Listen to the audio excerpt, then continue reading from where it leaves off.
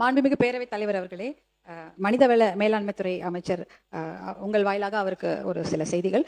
TNPSC அவருடைய துறையின் கீழ் வருகிறது. அதில் மெம்பர்ஸ் பணியிடங்கள், அந்த மெம்பர்ஸ் காலியாக இருக்கிறது. அதை முதலில் அதை நிரப்ப வேண்டும். அப்படி நிரப்பினால்தான் முதல்ல நமக்கு வந்து இங்கே வேலை, கவர்மெண்ட் மிஷினரி நல்லா வேலை செய்யறதுக்கு ஆட்கள் கிடைப்பாங்க. ஏன்னா வருஷம் எக்ஸாம் நடத்தணும்.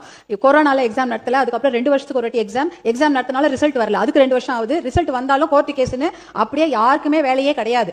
எந்த ஒரு பணியிடங்கள் பார்த்தாலும் எல்லாருமே வந்து கோர்ட் கேஸ்ல தான் இருக்கிறாங்க. 10 வருஷமா எக்ஸாம் எழுதி இருக்காங்க, சர்டிபிகேட் வெரிஃபிகேஷன் போயிருக்காங்க, ஆனாலும் அவருக்கு வேலை இல்லை. இந்த விஷயத்தெல்லாம் கொஞ்சம், இந்த குறைகளை கண்டிப்பாக நிவர்த்தி செய்ய வேண்டும். வருஷம் எக்ஸாம் நடத்தி அதுல வந்து ரிசல்ட் வந்து வழக்கு எதுவுமே இல்லாம அவர்களுக்கு வேலை வாய்ப்பு வழங்கப்பட வேண்டும்.